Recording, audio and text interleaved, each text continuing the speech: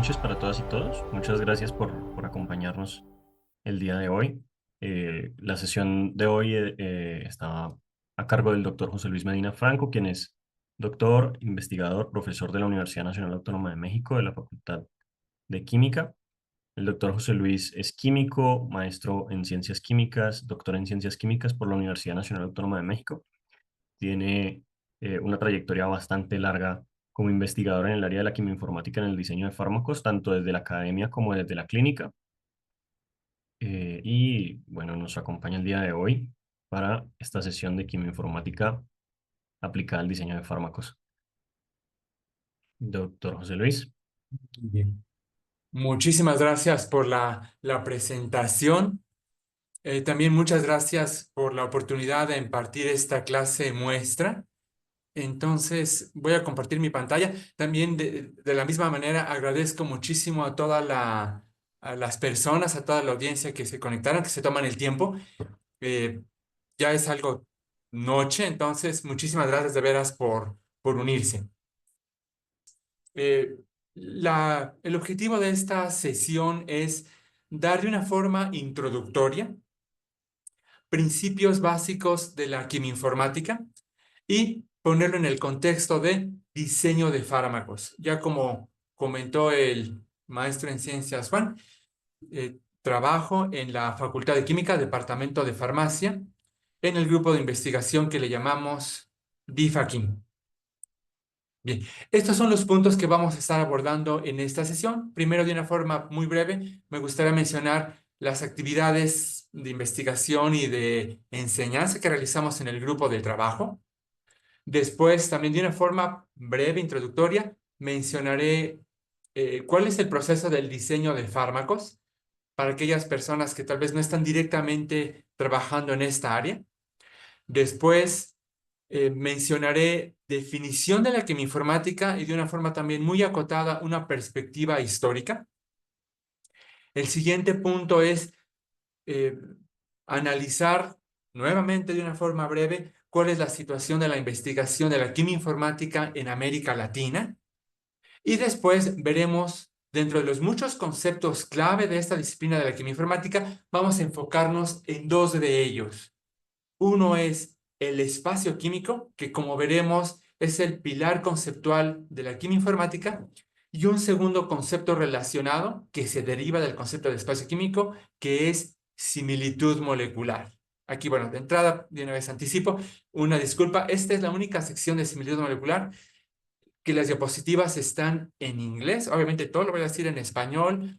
Todas las demás diapositivas están en español. Esta sesión se está grabando para que ustedes después, si gustan, la puedan volver a consultar, pero eso es lo único que está en inglés. Y para terminar, mencionaré diferentes herramientas para la enseñanza y el aprendizaje de la quimioinformática, enfatizando en herramientas libres, también en algunos libros de texto, y esto precisamente pues para dar paso posteriormente a quien quiera unirse al curso que está ofertando Farbiois para que, y ahora sí, con más tiempo, podamos profundizar en más conceptos y sobre todo en la parte práctica.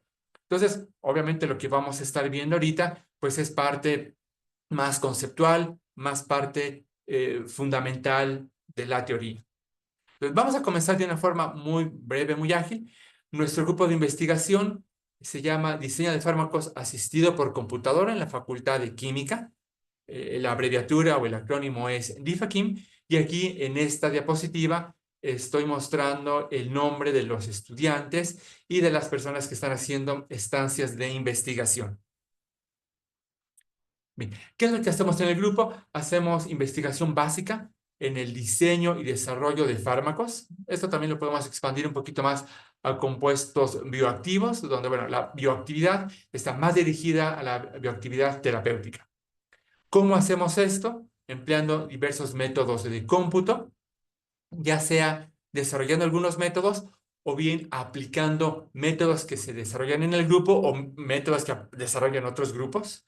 Y dentro de los métodos de cómputo, uno de ellos es la quimioinformática, pues que obviamente va a ser el enfoque de esta sesión y después del curso que se va a ofertar a través de Farbiois. También se emplean métodos de inteligencia artificial y de modelado molecular. Ciertamente, pues nuestro grupo se enfoca en la aplicación y desarrollo de métodos de cómputo, pero desde luego, si estamos buscando aplicaciones biológicas, pues es fundamental la validación y los ensayos experimentales. Ahora, estos ensayos no los hacemos directamente aquí en el grupo, sino lo hacemos a través de colaboraciones con otros grupos o también en algunos casos se emplean los servicios de otras empresas. Ahora, en la parte de la derecha están abreviadas las líneas de investigación. Una de ellas es el descubrimiento de fármacos y compuestos bioactivos asistido por computadora. Otra línea de investigación general es la quimiogenómica aplicada a blancos epigenéticos, el desarrollo y uso de bibliotecas químicas moleculares o de quimiotecas y el desarrollo de herramientas digitales de acceso libre, que en forma colectiva le llamamos DTools. En una diapositiva siguiente hablo un poquito más de estas herramientas. Además de actividades de investigación, estamos en una institución universitaria, educativa, entonces pues obviamente también se hacen actividades de educación y divulgación. Para esto se han desarrollado materiales educativos en forma digital. Se imparten cursos como el que se va a impartir eh, próximamente, que ya lo comentó el maestro Juan. Obviamente también en la universidad se dan cursos y también de una forma muy breve voy a mencionar que también se puede hacer difusión combinando un poco de arte con quimioinformática. Bueno, entonces en la siguiente diapositiva hablo un poquito más de estas herramientas que le llamamos DTools. Estas DTools o herramientas de DIFAKIM para la quimioinformática son herramientas que se han desarrollado a lo largo de los años aplicados a proyectos de investigación y que también pues, se pueden emplear desde luego para la enseñanza de los principios de quimioinformática. Entonces, la primera herramienta que se desarrolló en el grupo por la ahora doctora Mariana González fue la herramienta de PUMA, es un acrónimo en este contexto de Platform for Unified Molecular Analysis, es un servicio web para hacer el análisis automatizado de bases de datos. Los detalles de esta aplicación están resumidos en este trabajo de investigación. Aquí está la cita. Y Puma, y bueno, por razones de tiempo no voy a mencionar cada una de ellas, pero aquí está toda la lista de las herramientas. Como ustedes pueden ver, la mayoría son servicios web, todos son de acceso libre y estas pueden accesarse a través de esta página, la sección de tools de la página de DIFAKIM. Aquí nada más hago hincapié en las herramientas más recientes que se están desarrollando. Una de ellas es la herramienta de Maya, que es un acrónimo en este contexto de Multiple Activity Analyzer, para hacer un análisis automatizado del espacio químico, que ahorita vamos a hablar un poquito más de él, y otra serie de herramientas de acceso libre. Estas están implementadas en NINE para el análisis automatizado de bibliotecas químicas. A esta herramienta se le ha dado el nombre de CHACMOL, en ese sentido de Characterized of Molecules. Maya es el trabajo de maestría de Israel Castañeda y CHACMOL es el trabajo, parte del trabajo de maestría de un estudiante que está, de hecho, por defender su proyecto de Daniel la próxima semana. Bueno, otras herramientas libres que se han desarrollado, las que muestro aquí, son con fines educativos y de divulgación de la ciencia. Uno de ellos, que hablaré un poquito más a detalle al final de esta sesión, es un manual de quimioinformática para la enseñanza y aprendizaje de esta disciplina y precisamente este cuaderno electrónico es la base del curso que se va a estar impartiendo a través de Barbiolis. Otro manual que se ha desarrollado, este es un poquito anterior. Este manual se desarrolló, bueno, se terminó de desarrollar el año pasado. Una versión anterior se desarrolló en 2018. También es de acceso libre. Voy a hablar un poquito más de él en esta sesión. Manual de quimioinformática, que es un archivo PDF, digamos un libro más clásico, electrónico. Y un ejemplo también de un trabajo de divulgación de la ciencia. Este es un ejemplo que lo realizó y lo concibió, lo ideó la maestra en ciencias, casi doctora Fernanda Saldívar, es este, que está mencionado aquí en la diapositiva. Y este trabajo tiene la particularidad que está dirigido a personas muy jóvenes, a niños o adolescentes. Es una revista de la casa editorial Frontiers. La revista se llama Frontiers for Young Minds. Y la idea de este artículo es, bueno, este está escrito en inglés, es mostrar a personas muy jóvenes, repito, niños o adolescentes, la importancia que tiene la epigenética en el consumo diario de los alimentos.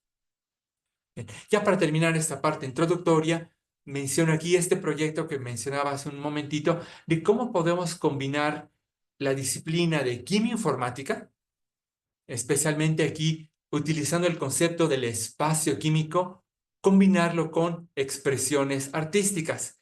Estas dos imágenes que estoy mostrando aquí tienen una dualidad. Podemos verla desde el punto de vista exclusivamente científico, donde cada punto, por ejemplo aquí en el gráfico de la izquierda, o cada cuadrado, cada elemento gráfico nos representa un compuesto químico. Como veremos más adelante, el hecho de que dos compuestos químicos estén cercanos en este gráfico, significa que ese par de compuestos se parecen mucho estructuralmente. Por ejemplo, este par que está aquí, que estoy marcando con el cursor. Y al contrario, puntos que están alejados en este gráfico significa que químicamente esos compuestos son disimilares.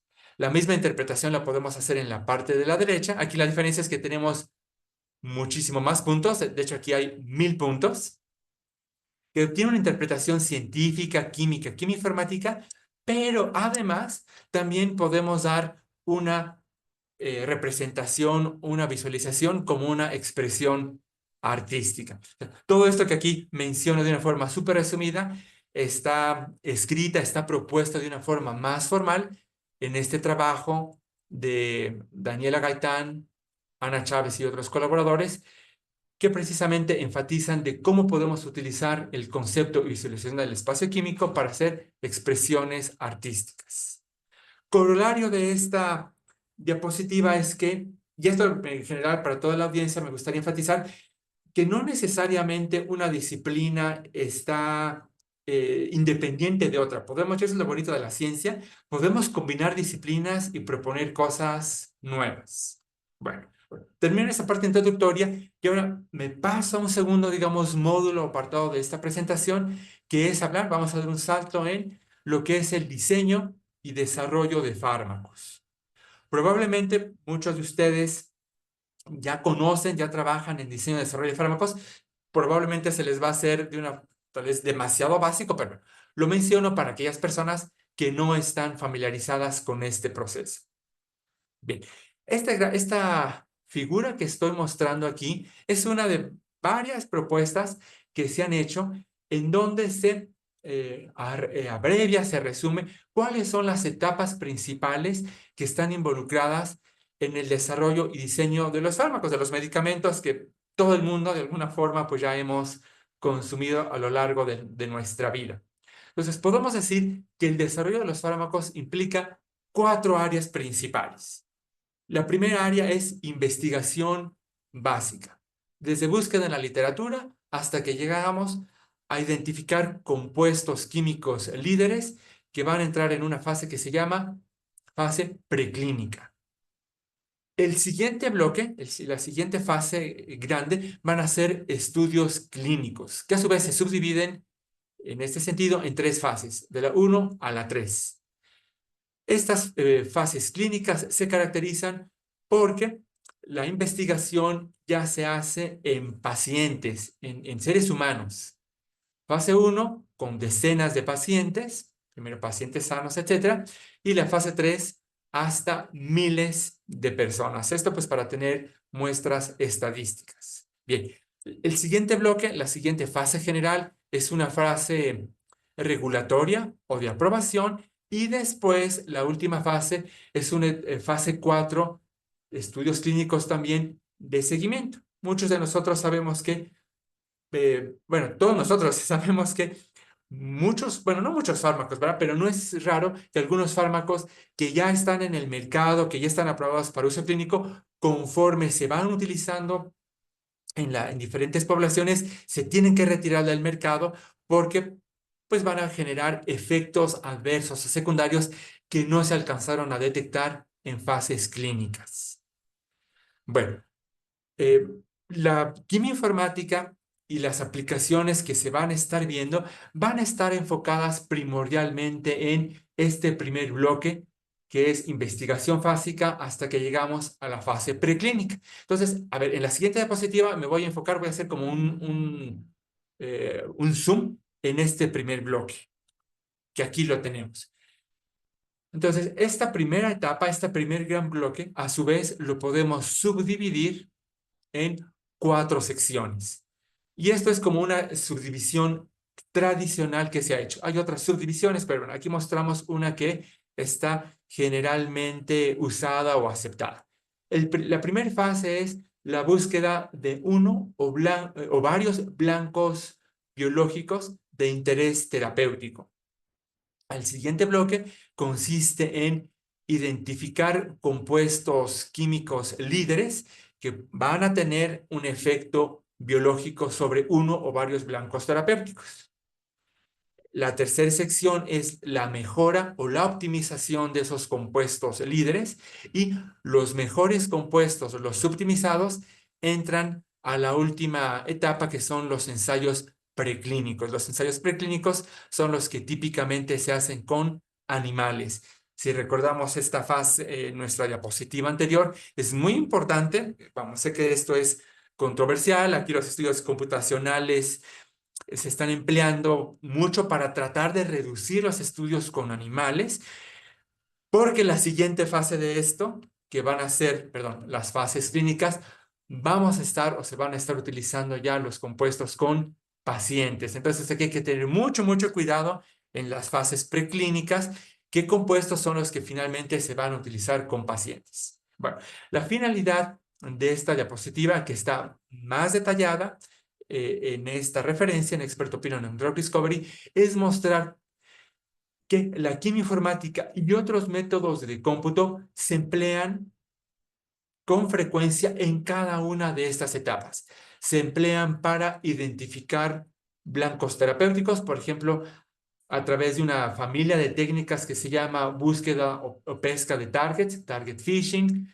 Desde luego se va a emplear para encontrar compuestos bioactivos.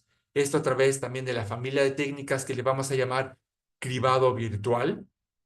También se emplean mucho para mejorar las características de estos compuestos. Por ejemplo, para incrementar su actividad, incrementar su potencia, o para reducir los efectos indeseables, por ejemplo, reducir los efectos tóxicos. También para mejorar las propiedades de biodisponibilidad, físico-químicas, que después puedan administrarse primero en animales y después en seres humanos. Entonces, los métodos de cómputo se emplean en cada una de estas etapas. Ahora, en el proceso de desarrollo de los compuestos candidato, desde la búsqueda de las moléculas líderes hasta los que van a entrar en estudios preclínicos, hay muchos compuestos que se van quedando en el camino. Aquí de una forma muy esquemática se enfatiza que más o menos de cada 9,000 o 10,000 compuestos interesantes que muestran una actividad biológica in vitro, solamente uno de ellos, fíjense, uno de cada 9 o cada 10,000 compuestos, finalmente se va a usar en la clínica, va a ser aprobado en pacientes. Entonces, en todas estas etapas que hemos platicado hasta ahorita, muchos de esos compuestos se tienen que ir descartando, y uno de los principales factores que juegan un papel importante en ir descartando estos compuestos son la toxicidad. Y esto pues tiene sentido, ¿no? Cuando estamos haciendo un ensayo bioquímico en un sistema aislado, muchos compuestos presentan una actividad biológica prometedora, pero conforme estamos involucrando ya líneas celulares, animales o después en estudios clínicos, obviamente muchos de esos compuestos van a tener una actividad que no se desea en organismos vivos y se tienen que descartar. Por eso, el proceso de diseño de fármacos, a pesar de los avances tecnológicos y de cómputo y experimentales que se tienen, es un proceso que sigue siendo bastante complicado y por lo tanto eh, costoso también. Y eso pues lo podemos ver muchas veces en la farmacia, ¿no? Y que el paciente finalmente nosotros acabamos por pagar ese precio, ¿no? Bueno, ahora. A nivel de investigación básica, mucho del esfuerzo del desarrollo de compuestos bioactivos están inspirados en este modelo de la llave y del acelerador que propuso Emil Fischer. El principio es intuitivo, es, digamos, fácil de entender y nos permite sistematizar mucho los sistemas para poder hacer un diseño de los compuestos. Este principio, que seguramente muchos de ustedes ya conocen, nos indica que pudiéramos hacer una analogía de, así como una llave interactúa con una cerradura y va a ejercer una acción, en este caso mecánica, pues para abrir esta cerradura, así los compuestos pequeños, los candidatos a fármaco, van a interactuar con un blanco terapéutico y el reconocimiento molecular, las interacciones se van a traducir en un efecto bioquímico que después se piensa que eso va a tener un efecto biológico y finalmente pues eso pasos más adelante tendría un efecto terapéutico deseable. Entonces, digo, este es un modelo súper simplificado, pero pues repito, nos permite mucho hacer este diseño a nivel molecular de moléculas pequeñas. Entonces, si muchas veces vemos en libros de texto, en estudios de investigación, vamos, es muy válido.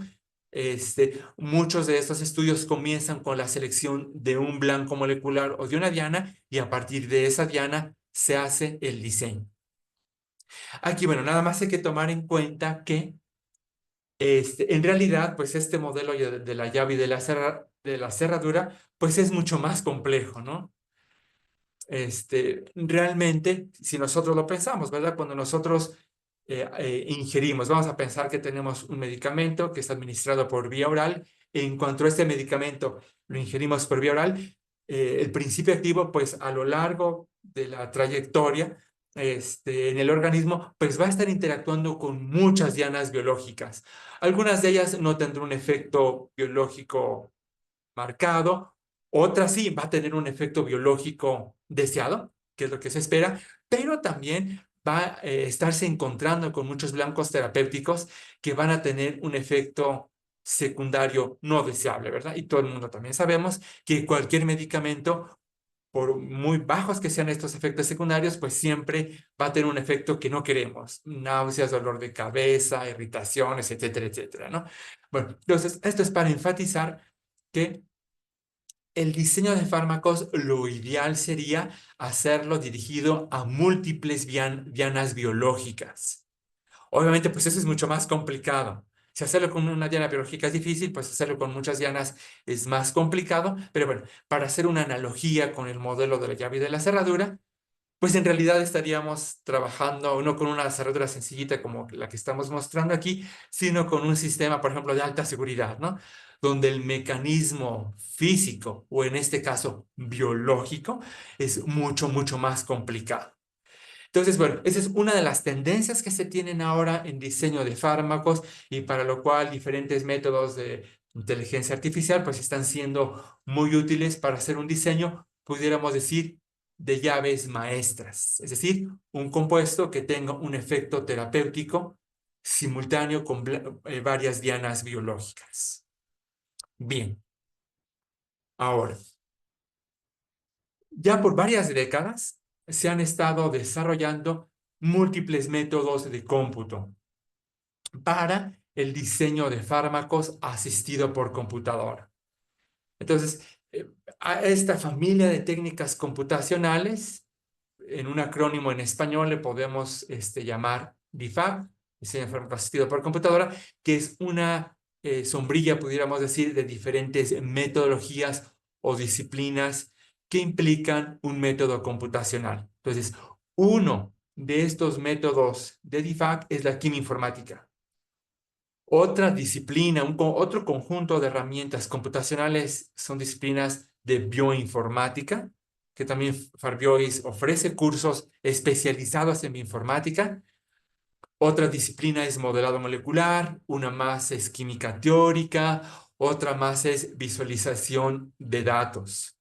Ahora, aquí ustedes pudieran preguntarse, bueno, ¿y dónde está inteligencia artificial o dónde está machine learning? Bueno, machine learning, inteligencia artificial, pudiéramos decir que está abarcando todas estas disciplinas.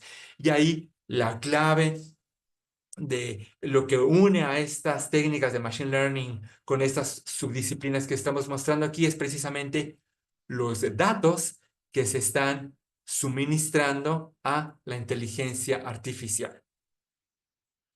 Ahora, el diseño de fármacos asistido por computadora o DIFAC tiene tres objetivos muy generales que son los que estoy mostrando aquí en esta diapositiva. Uno de ellos es identificar compuestos nuevos. Es decir, cuando yo tengo uno o varios blancos terapéuticos y quiero buscar compuestos activos. Para muchos de estos blancos terapéuticos, ya sea que son poco investigados, que son los blancos terapéuticos desatendidos o que son raros o que son muy novedosos, no hay muchas veces información experimental de compuestos activos. Entonces, en ese sentido, técnicas de DIFAC nos permiten hacer propuestas de moléculas bioactivas. Bien.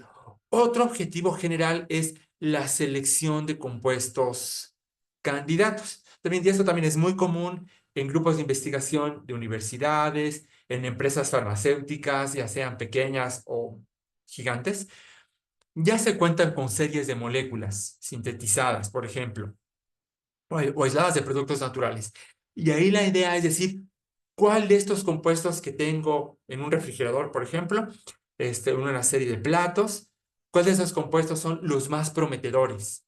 Entonces, técnicas de cómputo permiten guiar nuestros esfuerzos y identificar los compuestos más prometedores y también descartar los compuestos que tienen menor potencial de ser activos. Bien. Y el tercer objetivo general de los métodos de DIFAC es la optimización. Si ustedes recuerdan, en las diapositivas anteriores mostraba que, a ver, aquí me la voy a regresar, una de las etapas de investigación básica en el desarrollo de fármacos es la mejora de las propiedades de potencia, disminuir toxicidad, etcétera. La optimización o la mejora, pues bueno, el- varias técnicas de cómputo de DIFAC nos permiten hacer esta optimización de líderes. Entonces, dependiendo de nuestra pregunta de investigación, de nuestro objetivo particular, va a ser el enfoque que nosotros le vamos a dar a los métodos computacionales. Bien. Ahora, dentro de estas diferentes disciplinas de DIFAC que he mencionado, obviamente lo sé de una forma muy general, contextual, me voy a enfocar en una de ellas, pues que es la quimioinformática. Entonces, primero, ¿qué es la quimioinformática? La palabra quimioinformática como tal, bueno, en inglés, chemoinformatics, aparece en la literatura hasta 1998. Es un término que propone el doctor Frank Brown. La cita original de la palabra quimioinformática, aquí está, al pie de la diapositiva, es un Annual Reports in Medicinal Chemistry, en el 98. Y aquí en la diapositiva escribo la definición textual. Aquí debo mencionar que el doctor Frank Brown trabajaba, en paz descanse, en la industria farmacéutica. Entonces, como ustedes pueden leer, esta definición está muy dirigida al área de fármacos. Bueno, vamos a desglosarla. La primera parte de esta definición, el doctor Frank Brown dice, es el uso de la información, bueno, es más bien como una aseveración, un statement. El uso de la tecnología es ya una herramienta esencial en el descubrimiento de fármacos. Ahora, esa es la parte clave de la definición. La quimioinformática es la mezcla de estos recursos quimioinformáticos, de informáticos, para convertir, vean, esta es la parte central, para convertir datos en información e información en conocimiento. Entonces, el corazón de la definición de la quimioinformática aquí está resaltada en negritas. Y continúa el doctor Frank Brown. Esto, o sea, esta ayuda de transformar datos en información, información en conocimiento, para que nosotros podamos tomar decisiones más rápidas en el área del diseño de fármacos. Esta definición, de hecho, la podemos hacer mucho más general y se puede reaplicar básicamente a cualquier área de la química. De hecho, en una forma gráfica, podemos asociarla con esta pirámide del conocimiento, que estoy seguro ustedes han visto de una u otra forma, que obviamente no nada más se emplea en cómputo, ¿no? Esta pirámide del conocimiento nos dice, en la parte inferior tenemos datos. Por ejemplo, pueden ser datos experimentales, pueden ser datos calculados, y estos datos pueden ser tan sencillo como números, como palabras. Ahora, en esta pirámide del conocimiento, un nivel superior de los datos es la información. Esto es cuando contextualizamos estos datos. Y el nivel superior en esta pirámide, más allá de la información, es el conocimiento. Es cuando nosotros hacemos generalizaciones. Esto simplemente lo puedo repetir o ejemplificarlo con esta sesión que estoy dando. Todas las palabras sueltas que estoy diciendo son datos. Cuando trato de unir estas palabras y dar mensajes concretos, estoy tratando de transmitir información. Y al final del día, al final de esta sesión, y lo que ustedes, por lo que ustedes están conectando, es finalmente ustedes quieren llevarse de esta sesión conocimiento y generalizaciones o principios básicos. Ahora, esta pirámide del conocimiento también la podemos trasladar perfectamente a lo que se hace en inteligencia artificial. Todos los métodos de inteligencia artificial necesitan datos. Usualmente necesitan muchos datos y de buena calidad. Y lo que hacen los métodos de inteligencia artificial es que nos ayudan a procesar los datos de una forma extremadamente rápida. Podemos generar información y tratamos de generar conocimiento, todo siempre a partir de los datos ya existentes. Entonces, bueno, aquí hay habría muchas cuestiones que reflexionar, que bueno, por razones de tiempo no es el objetivo de esta sesión. Es la calidad, la cantidad, porque obviamente dependiendo de la cantidad y cantidad de datos, pues es la calidad del conocimiento que estamos tratando de generar. Pero bueno, entonces, esto lo menciono porque la química informática podemos decirla, es como el origen de lo que ahora se está llamando muchísimo como inteligencia artificial.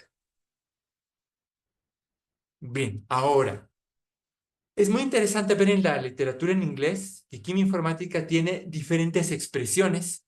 Una de ellas es, por ejemplo, chemical informatics. Otra es cheminformatics. Otra es chemoinformatics. Aquí la diferencia es el uso muy sencillo de la letra O de la letra I. Y aquí lo que estoy mostrando en esta gráfica es la cantidad de artículos publicados en PubMed en este intervalo, 2010 a 2022, de artículos que tienen como palabras clave todas estas diferentes opciones. Chemical Informatics, Cheminformatics, Chemoinformatics, o bien el uso de dos palabras, chem, espacio, informatics. Entonces, como podemos ver, es mucho más frecuente encontrar artículos con las palabras separadas, chemical, informatics. Y lo que quiero aquí enfatizar es que tanto el uso de chemo con la letra O, chemoinformatics, o como cheminformatics con la letra I, en la literatura en inglés es básicamente indistinto. Ligeramente se utiliza más la palabra chemoinformatics. Bueno, consejo práctico, recomendación práctica de esto es que cuando ustedes estén haciendo, por ejemplo, una búsqueda bibliográfica de un tema donde se haya empleado química informática, emplear al menos estos dos términos, quemo o cheminformatics. Bueno, esa es una nota semántica. Ahora, una diapositiva con otras definiciones que se han dado de la química informática. Aquí resalto, bueno, esta tabla, por cierto, está tomada textualmente de este artículo del doctor Barnett y Bassin en 2011, donde se hace una recapitulación de algunas de las definiciones de química informática. Entonces, la primera, la original, pues es la del doctor Frank Brown, que ya discutimos, y aquí hay otras definiciones. Una de ellas que quiero enfatizar en esta lámina es la que propone el doctor John Gasteiger, que estoy marcando aquí con una flecha. Este es el doctor John Gasteiger, es un investigador que ya está retirado oficialmente, pero bueno, como muchos investigadores e investigadoras, sigue siendo todavía muy activo en el área. Entonces, el doctor John Gasteiger, fíjense, generaliza mucho más la definición de quimioinformática. Y esta es una definición que me gustaría que ustedes se llevaran o se quedaran, si están en casa, que se quedaran con esta definición ahora. La quimioinformática es la aplicación de métodos informáticos para resolver problemas de química. Pues fíjense, a pesar de que la quimioinformática nace y está definida por el doctor Frank Brown en términos del diseño de fármacos, es mucho más general. Es la aplicación de métodos informáticos para resolver cualquier problema de la química. Wow, es súper general y muy útil. Ahora, históricamente, pues ya desde los años 50 se empleaban técnicas informáticas para resolver problemas de la química, que es lo que estamos enfatizando aquí en esta figura. Ahora, para ponerlo como marco de referencia, el término de bioinformática nace en la literatura con mucho más años antes que la quimioinformática. La bioinformática nace en los años 60. Ahora, como acabo de platicar, la palabra chemoinformatics en inglés se acuñó hasta 1998, a pesar de que ya se venía usando desde muchos años antes. Y del 98 para acá han surgido otras subdisciplinas de la quimioinformática que son precisamente aplicaciones de la quimioinformática a problemas específicos de la química. Por ejemplo, podemos ya encontrar en la literatura artículos que hablan sobre material informatics, obviamente aplicación de la quimioinformática aplicada de la química de materiales, o bien el término de epiinformatics, quimioinformática aplicada a epigenética, o polyinformatics, informática aplicada a polímeros, o bien food informatics, informática aplicada a química de los alimentos. Entonces, mensaje principal de esto es la quimioinformática, a pesar de que el término es relativamente nuevo, en el 98, ya se viene empleando desde los años 50. Bien, ahora, aquí también quiero enfatizar de que ciertamente la quimioinformática y modelado molecular, como lo acabamos de mencionar hace unos momentos, ambas disciplinas son parte del diseño de fármacos asistido por computadora. Conceptualmente tienen diferencias fundamentales y grandes.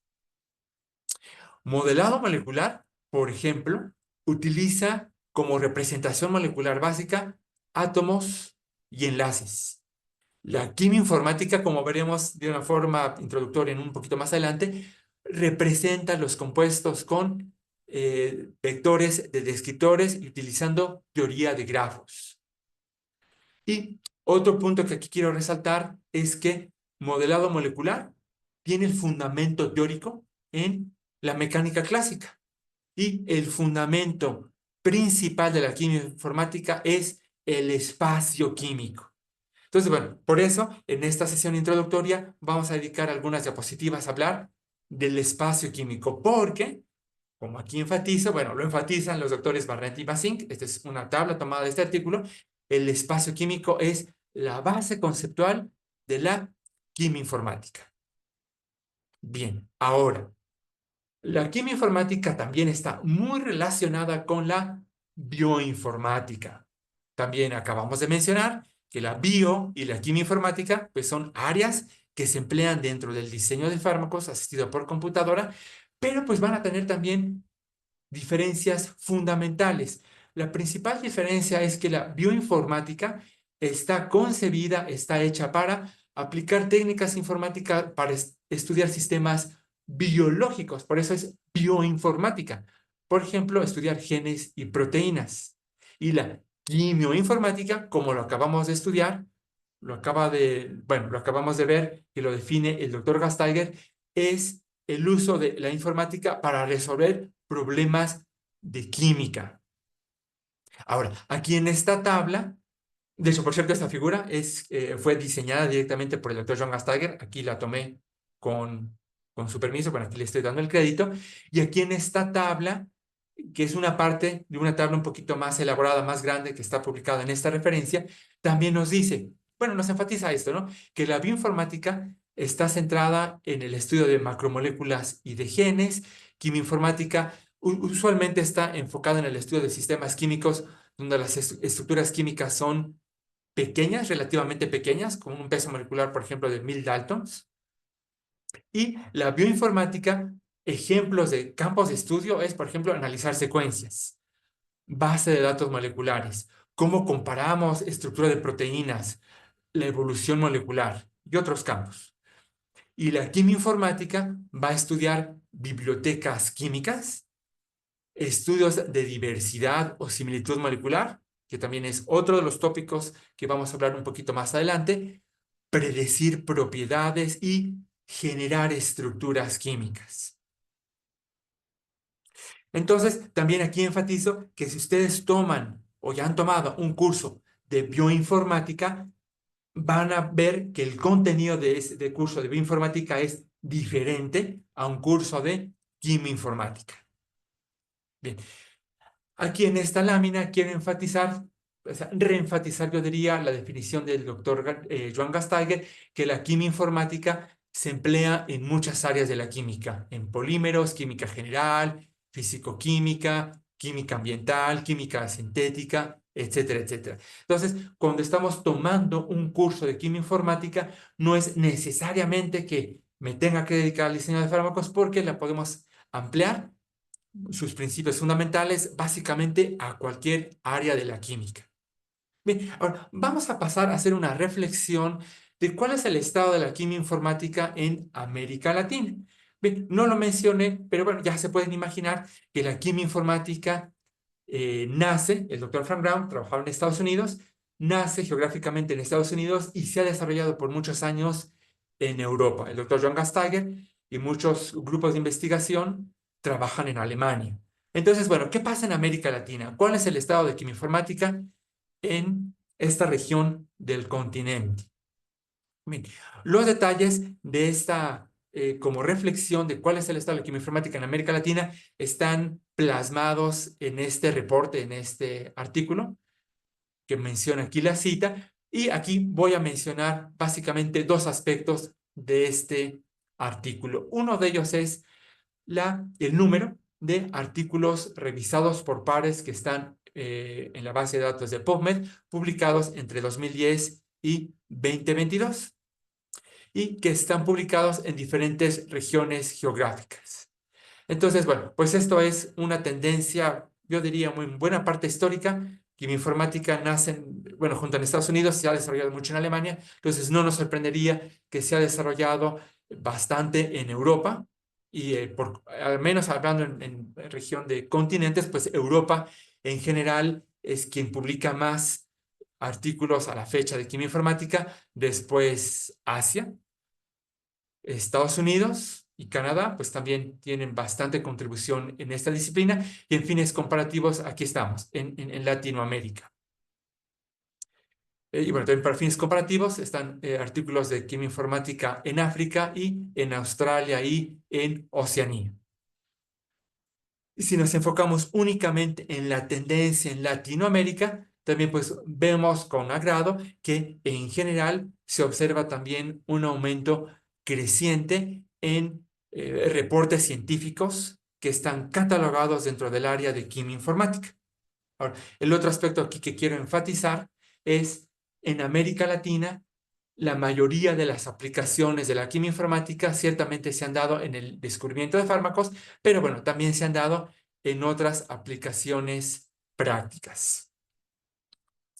Y en esta tabla quiero pues también enfatizar el trabajo de diferentes grupos en diferentes países que están trabajando activamente en el desarrollo y aplicación de herramientas quimioinformáticas, grupos en Argentina, en Brasil, en Chile, en Colombia, en Costa Rica, en México también y en Uruguay. Y bueno, aquí todos los detalles, repito, de esta de este análisis, incluyendo de estas páginas web donde ustedes pueden accesar el código libre de herramientas creadas en Latinoamérica, se pueden accesar para sus propias investigaciones. En América Latina, también en varios países, estamos desarrollando en forma conjunta una base de datos de productos naturales latinoamericana.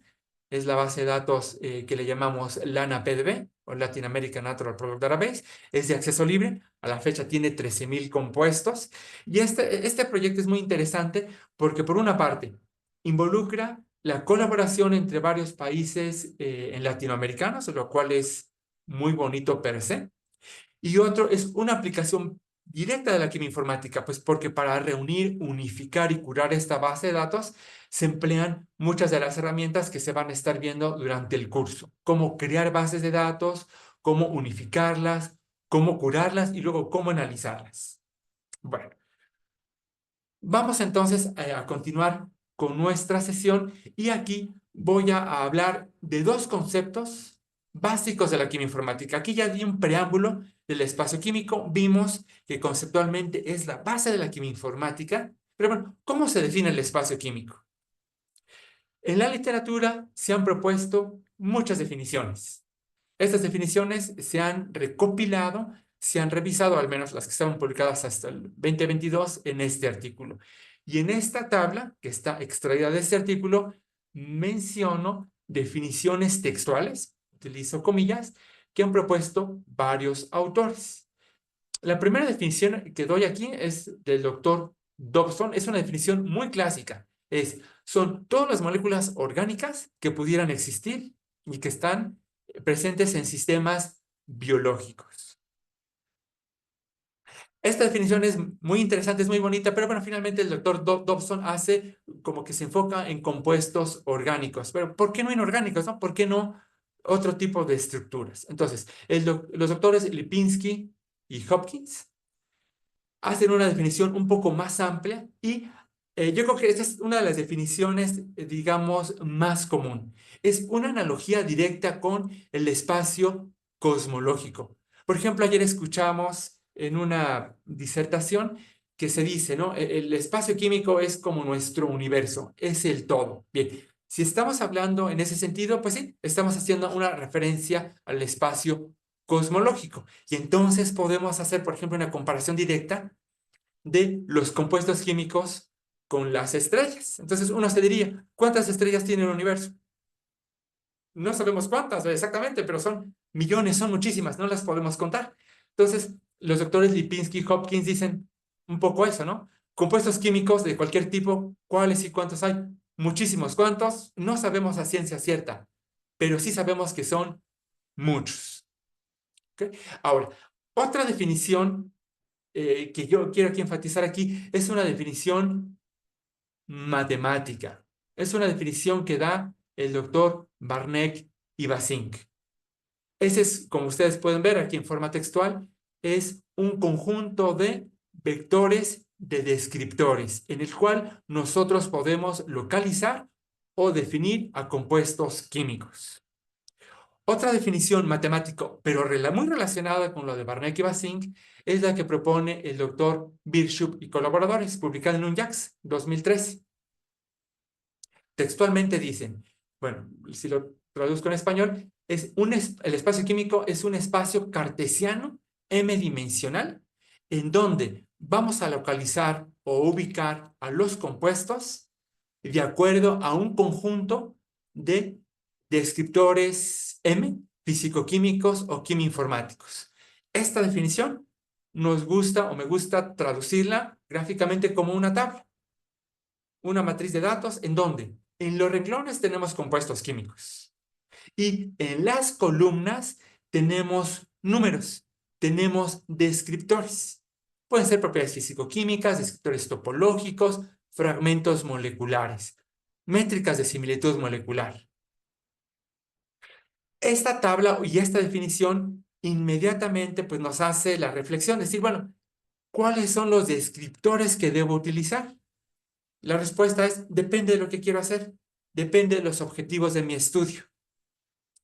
Puedo utilizar propiedades físico-químicas si es mi interés, Puedo utilizar, por ejemplo, descriptores electrónicos, si es el objetivo de mi estudio. Y eso nos lleva a que el espacio químico, bajo esta definición, bajo este concepto matemático, va variando o va a depender de la descripción. Es decir, el espacio químico no es único, como el espacio cosmológico. Bueno, vamos a quedarnos ahorita con este concepto matemático, con esta tabla de datos.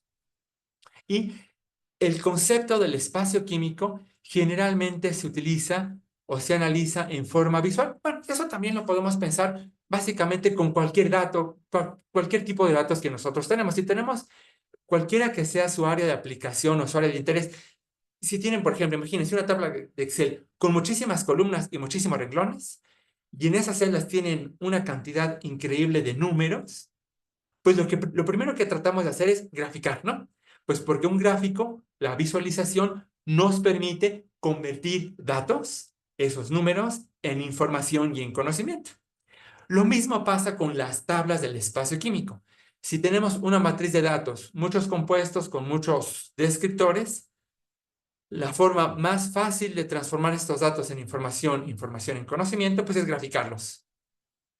Entonces, generalmente cuando estamos hablando del espacio químico o estamos estudiando el espacio químico, hacemos su representación visual.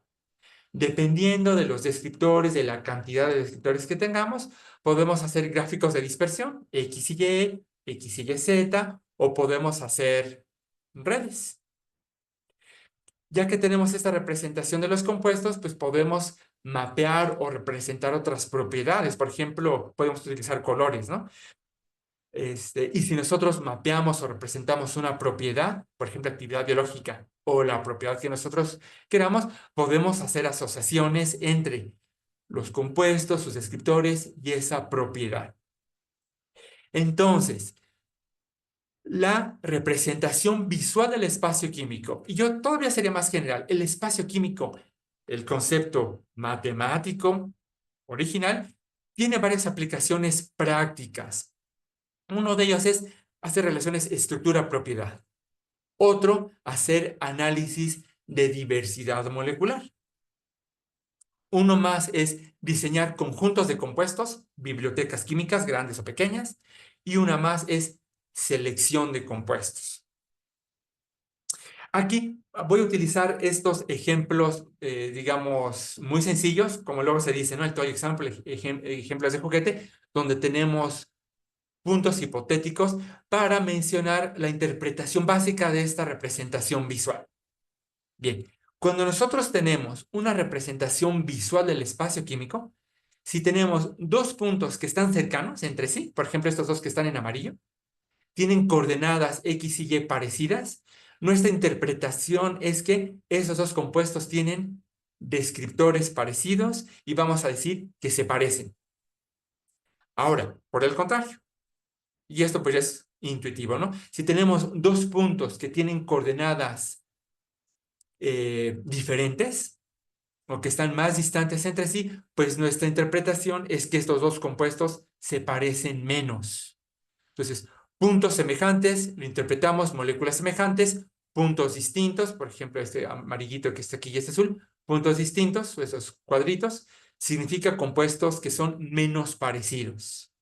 Bien, entonces, bueno, esta me va a ayudar para ahora interpretar, por ejemplo, estas visualizaciones de espacio químico, que por cierto están hechos con diferentes métodos. Esto está hecho con análisis de componentes principales, esto está hecho con Disney, con momentos principales de inercia, así como los ejemplos sencillitos que mostré en la diapositiva anterior. Cada puntito de aquí me representa un compuesto químico y lo interpretamos de forma igualita.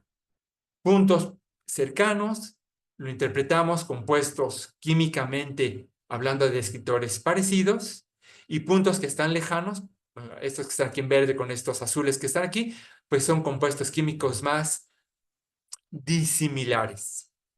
Entonces, como mencioné en la diapositiva anterior, estas visualizaciones me permiten hacer varias cosas. Por ejemplo, puedo hacer análisis de agrupamiento, si yo lo represento con un color. Puedo decir qué grupo de compuestos son más disimilares entre sí. Por ejemplo, los que están más dispersos, los que están más alejados, van a ser más disimilares. Por ejemplo, estos que están en azul oscuro con respecto a los que están aquí en naranja, como están más cercanos entre sí, estos compuestos son más parecidos, son más similares. Pues rápidamente puedo hacer estudios de similitud molecular y también pudiera llegar a hacer predicciones de propiedades de nuevos compuestos. Todos estos detalles de estos métodos de visualización, cómo se generan, ejemplos de cómo se interpretan, pues van a ser, pues son parte también de un curso más amplio de química informática. Bien. Otro concepto que quiero aquí mencionar de química informática es similitud molecular. Bueno, y estas diapositivas mencionaba, están en inglés. ¿Qué es la similitud? La similitud molecular podemos generalizarla como similitud de objetos. Entonces, aquí en esta diapositiva estoy mostrando tres pares de objetos. El par de objetos A, podemos decir que son dos leones. Aquí tenemos dos manzanas y dos casas. Ustedes se pueden preguntar, ¿qué tan parecidas son estas dos casas? ¿Qué tan parecidas son estas dos manzanas? ¿O qué tan parecidos son estos dos leones? Yo creo que ya ahorita en su mente están pensando es que, bueno, depende de cómo los comparo, ¿no? Si los comparo por el tamaño, si los comparo por el color, si los comparo, por ejemplo, aquí en este caso por el material, yo puedo decir si se parecen o no. Entonces, lo que quiero aquí enfatizar, y espero que quede claro, es que la similitud de objetos o la similitud molecular es un concepto subjetivo. Si pudiéramos hacer rápidamente aquí una encuesta, que obviamente por razones de tiempo pues no la podemos hacer, si pudiéramos hacer una encuesta es ¿qué tan parecidos son, por ejemplo, estos dos leones? Seguramente vamos a tener respuestas diferentes, pues porque cada uno de ustedes puede comparar a estos dos leones con criterios diferentes. Entonces, estos criterios, también utilizando otras palabras, puedo decir que va a depender de la descripción de los objetos. Entonces, esta palabra description o descripción va a estar íntimamente relacionada con los descriptores moleculares. Tercer mensaje de esto es que para poder hacer una comparación objetiva, sistemática de un par de objetos, pues necesito estándares y utilizar esos estándares de una forma consistente. Entonces, bueno, esto es lo que mencionaba mencionaba hace unos momentitos. Si yo comparo estos objetos A y B respecto a la identidad, decimos, pues los dos son animales. Si mi descripción o si mi criterio es que sean animales, serán idénticos, 100% similares, porque los dos son leones. Pero si mi descripción, si mi criterio de comparación, por ejemplo, es el tamaño, entonces serían muy diferentes, ¿no? Uno es mucho más chiquito que otro. Entonces la similitud sería cercana a cero. Ahora, si comparamos estos dos objetos, estas dos manzanas, en forma análoga, si mi criterio, mi descripción es la fruta, yo diría, pues son idénticas porque son dos manzanas. Si las comparo por el tamaño, aquí no estaríamos tan seguros, ¿verdad? Visualmente decir si son idénticos o no. Podemos decir, para estar en el lado seguro, que son más o menos parecidos.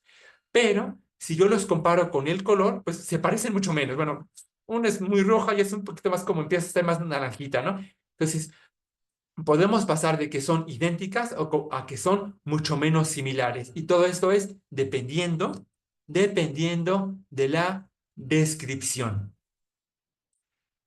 ¿Cuál es la descripción que yo debo utilizar? Depende de cuál es mi objetivo de la comparación. Entonces, obviamente ya ustedes se pueden imaginar, podemos hacer esa analogía ahora cambiando de cualquier par de objetos a cualquier par de moléculas. Podemos hacer la misma encuesta, ¿no? Decir, la molécula A, por ejemplo, la que está arriba, ¿se parece o no a la que está abajo? Molécula que está a la izquierda, ¿se parece o no a la que está a la derecha?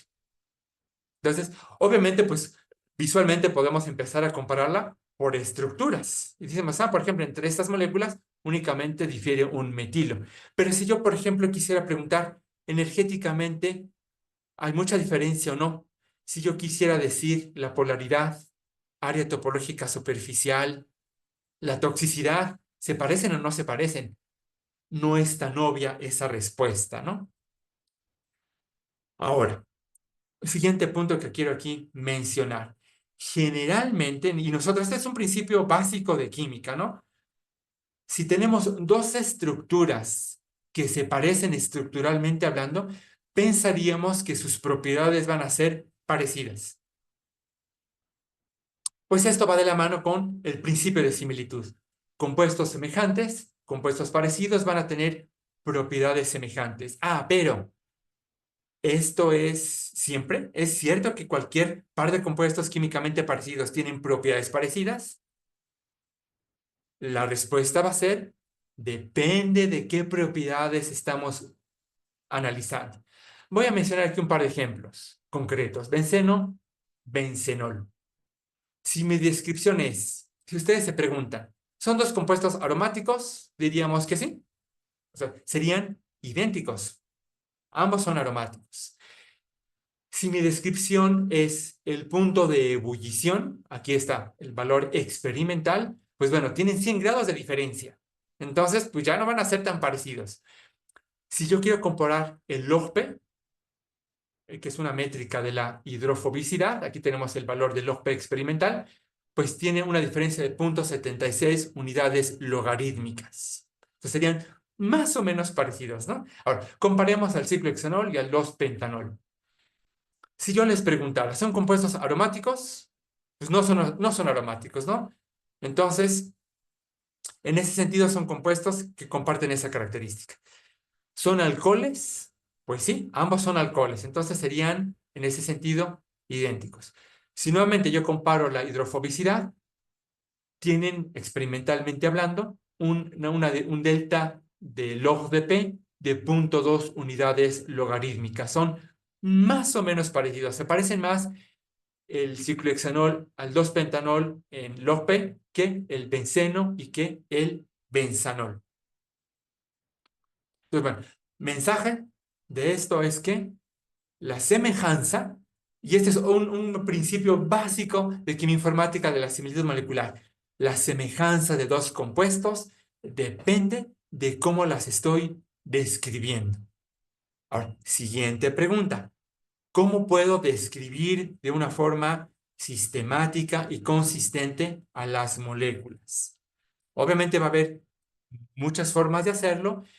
En práctica, varias aplicaciones de la química informática, y esto sí, lo voy a decir, aplicado al diseño de fármacos, siguen tres tipos de descripciones generales. Uno de ellos es con propiedades continuas, que se calculan a partir de las moléculas completas. Generalmente se analizan propiedades de interés farmacéutico, como log de P, peso molecular, log de P, número de aceptores y donadores de puentes de hidrógeno, área topológica superficial, que es una métrica de la polaridad, el número de enlaces rotables, que es un muy aproximado, nos da información de la flexibilidad.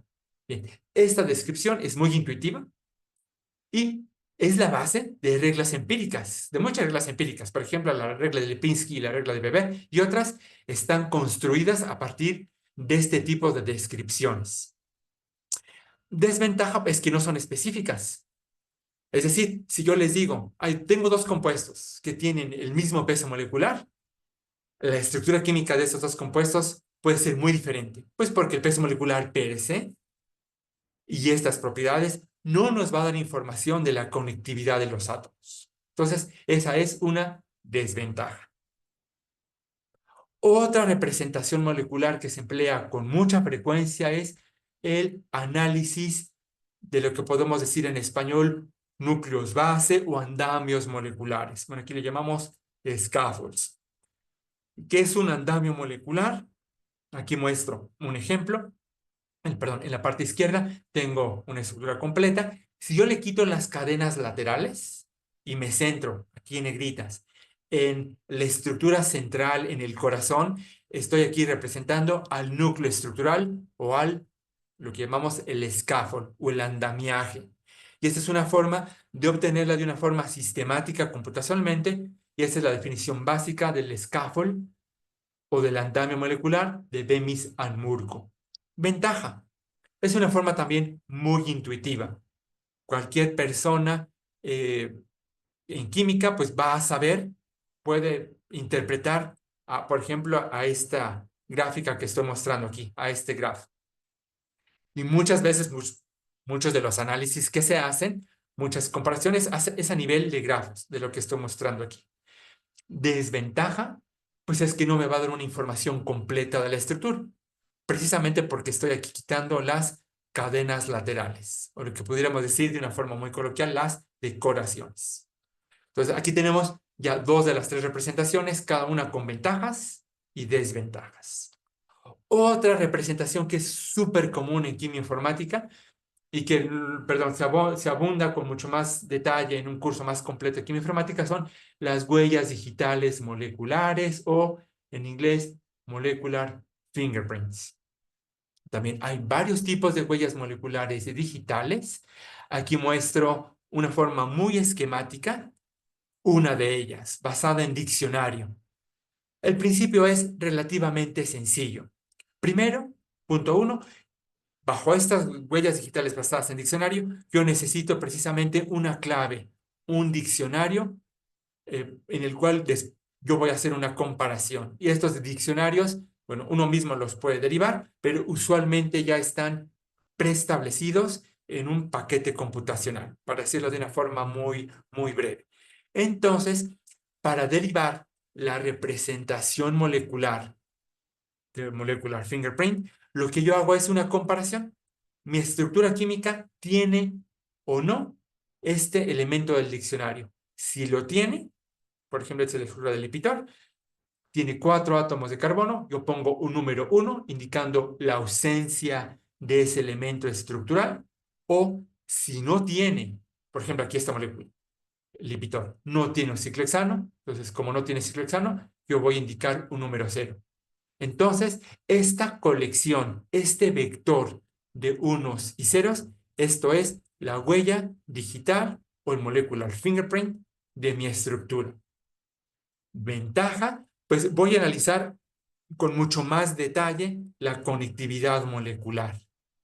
Desventaja de esta representación es que no es nada intuitiva. Así como propiedades físico-químicas o scaffolds son muy intuitivos, sabiendo principios básicos de química, podemos saber qué es polaridad, qué es peso molecular, o podemos interpretar este grafo a interpretar ceros y unos. Para el ser humano visualmente es mucho más difícil. Entonces, fíjense, como muchas cosas en la vida, ¿no? Todo tiene ventajas y desventajas. Entonces, ¿cuál familia de descriptores es la mejor? Pues bueno, no necesariamente tengo que definir al principio al menos una familia de descriptores, es usar una combinación de varios métodos. Ahora, este principio de combinación de métodos también es otra de las prácticas muy comunes en química informática. Entonces, este, al tomar ustedes un curso de química informática más prolongado, ustedes van a adquirir idea de muchos conceptos básicos y después, dependiendo del proyecto particular que ustedes estén utilizando, generalmente, y esa es la belleza de la química informática, combinar esos métodos para resolver un problema.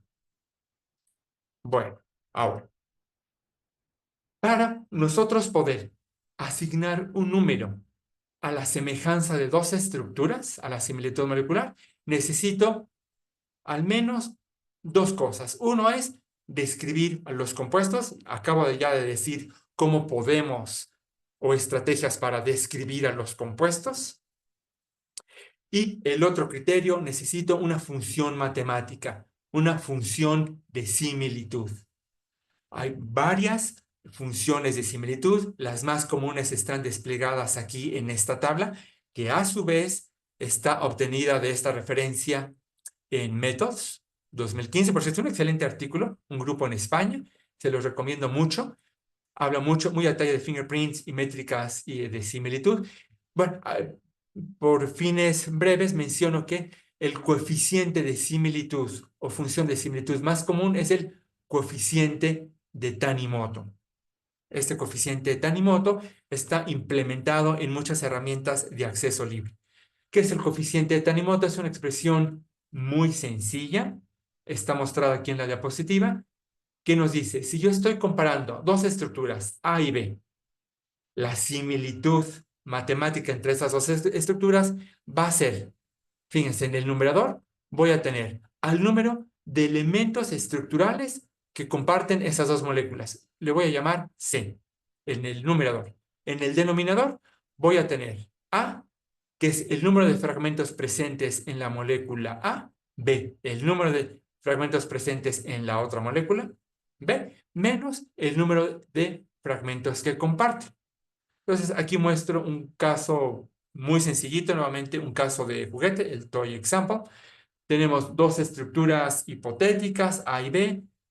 Por fines ilustrativos, estoy aquí representando a ambas moléculas con una huella digital, con un fingerprint cortito, con 5 características, una colección de ceros y unos.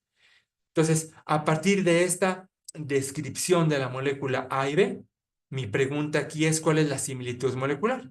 Pues voy a hacer una sustitución. La similitud molecular va a ser en el numerador el número de fragmentos que tienen en común.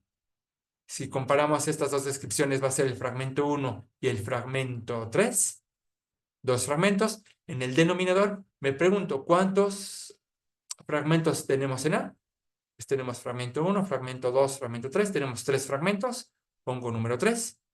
La molécula B también tiene 3 fragmentos. El 1, el 3 y el 5.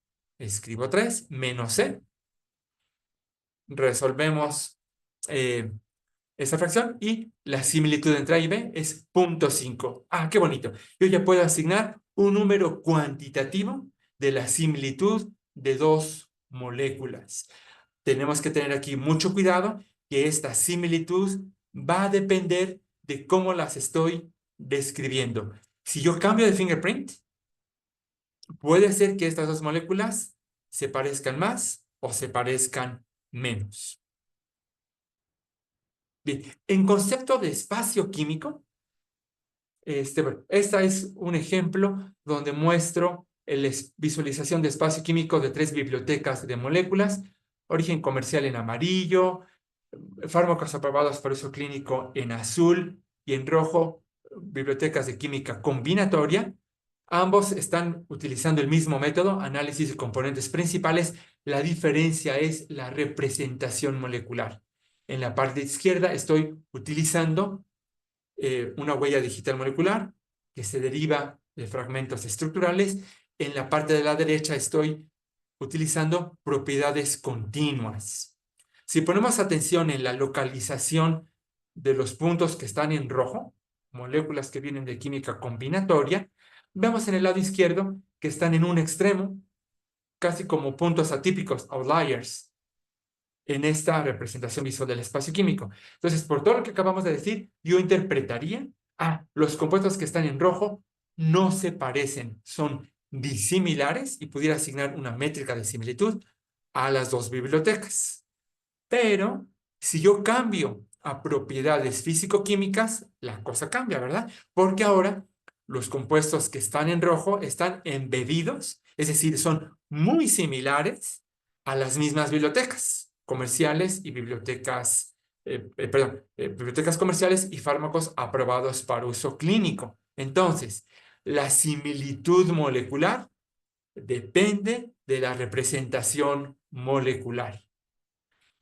Y yo diría, o sea, yéndose un pasito más adelante, es decir, porque luego uno, es algo muy común que nos podemos preguntar, decir, a ver, dime, ¿se parecen o no se parecen? Lo mejor sería, en vez de casarnos o centrarnos en una descripción particular, utilizar ambas descripciones, porque pues esto nos va a dar un panorama más amplio de la comparación de estas estructuras químicas. Y en el mismo tenor podemos comparar estas, en este caso vamos a tener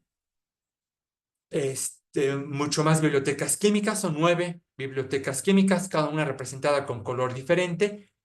Cada visualización del espacio químico está hecha con un fingerprint diferente y visualmente vemos cómo la posición relativa, la semejanza de unas bibliotecas con otras depende fuertemente de cómo las estamos describiendo. Entonces, la representación consensuada global de las cuatro representaciones, pues es mucho más completa. Esto ya lo voy a pasar mucho más rápido. Es la misma interpretación. Tenemos varias bibliotecas moleculares. En la parte superior con una huella digital molecular, MAP4, abajo con propiedades continuas tipo fármaco. Vemos como la misma biblioteca química, lo más aquí dramático son los péptidos.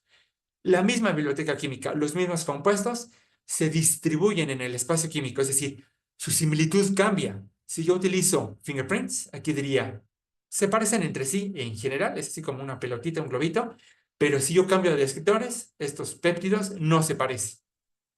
Entonces, la similitud depende de la representación. Entonces, cuando vayan a dormir esta noche, repasen este concepto, similitud molecular, y la fuerte dependencia con la representación molecular.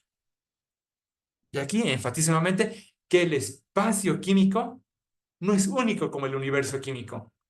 Y por eso podemos hablar de varios universos químicos, dependiendo de la representación. Bueno, pasamos ya al último tópico, enseñanza y difusión de la química informática. Aquí en esta diapositiva muestro algunos libros de texto y manuales que están disponibles en la literatura. Estos manuales y libros de texto están escritos en inglés por diferentes casas editoriales, Wiley, Springer, de Gruyère, etc. Algunas revistas científicas, por ejemplo, The Journal of Cheminformatics, también publican artículos educativos, así le llaman tal cual, educational, o bien aplicaciones de software que tienen una implicación de enseñanza muy fuerte. Por ejemplo, aquí muestro un ejemplo de una plataforma computacional que desarrollaron en el grupo de la doctora Andrea Volkamer, perdón, una excelente investigadora en Alemania, donde desarrollaron esta plataforma para la enseñanza de métodos de diseño de fármacos asistido por computadora.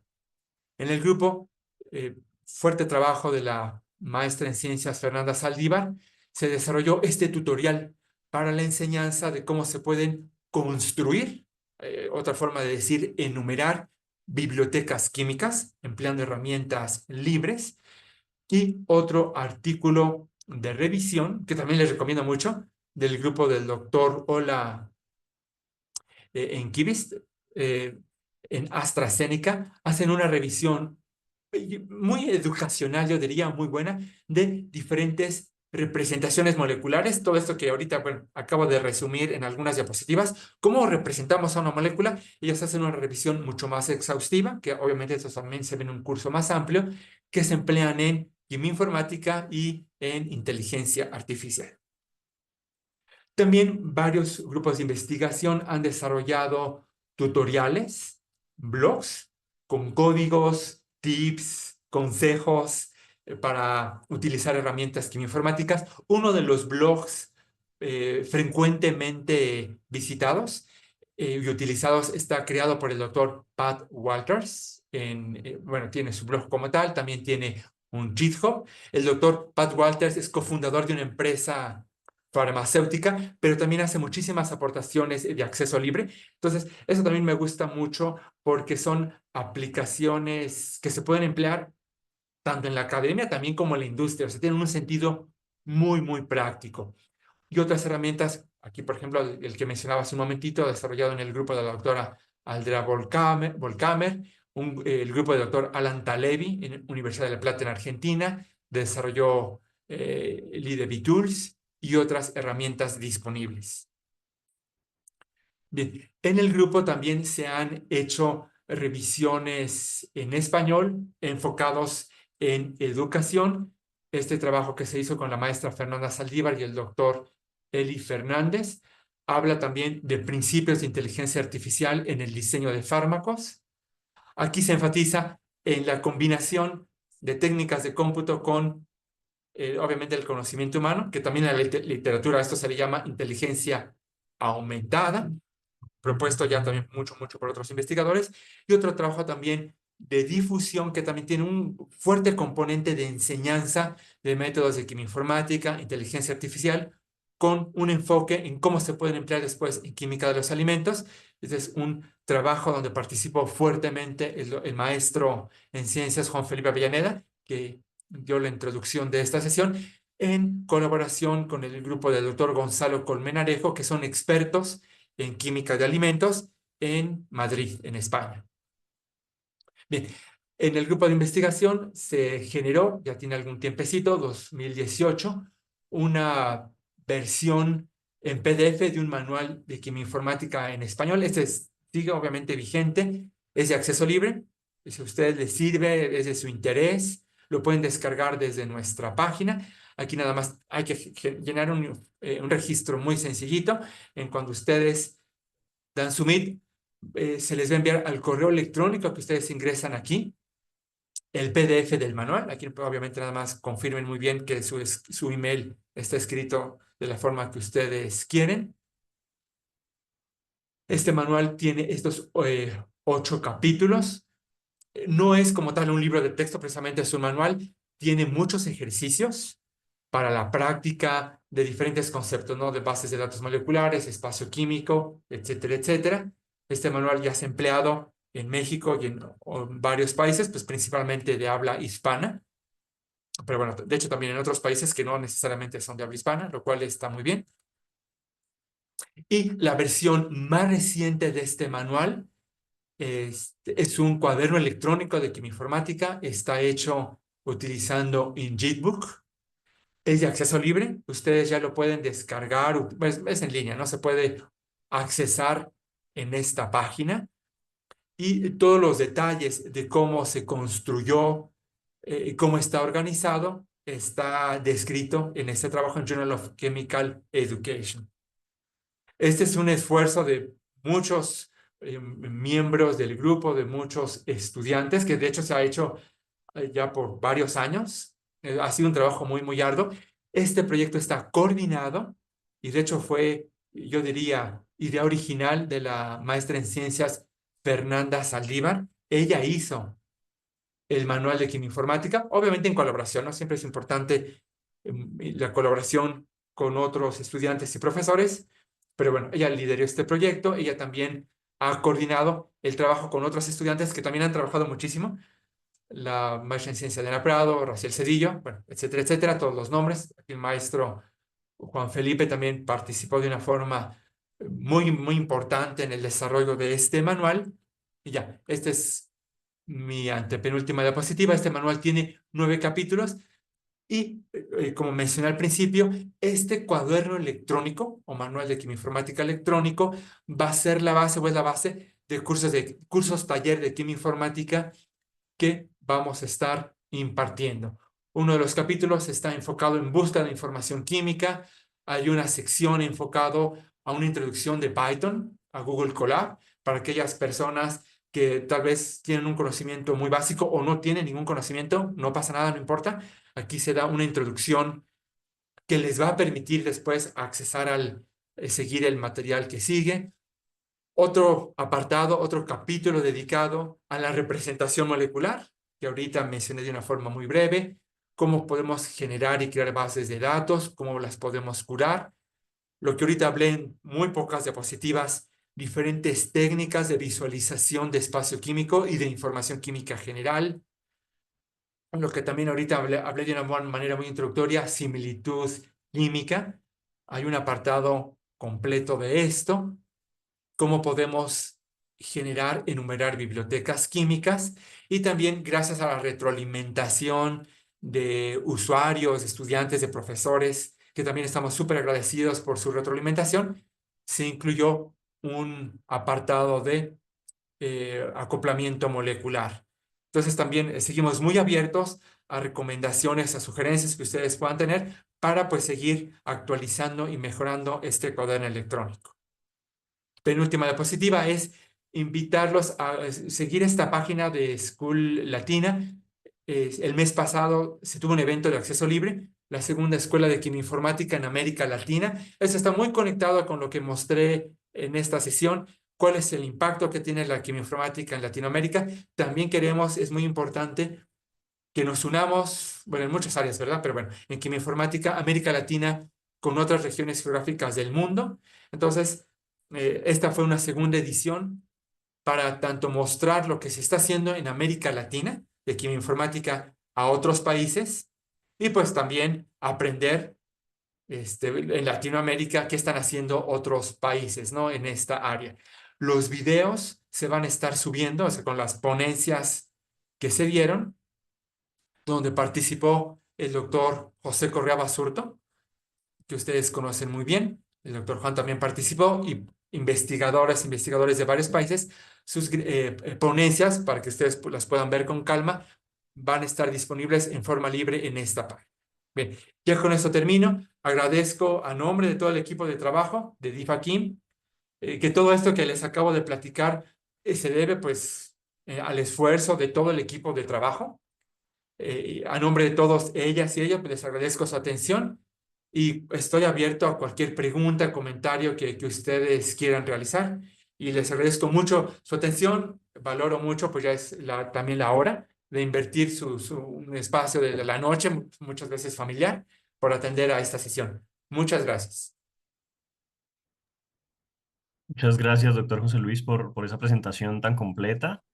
Eh, Súper, muy bien explicado todo, súper detallado. Muchísimas gracias. También muchas gracias, pues, por comprometerse a pesar de la hora, ¿no? Entonces yo creo que vamos a abrirle el espacio a los asistentes, a las asistentes, para algunas preguntas, mm, lo más rápido posible para que también podamos, pues ya pueda descansar, doctor. No, pero por mi parte no hay ningún problema. Estoy súper contento y lo que ustedes quieran preguntar, aquí estamos.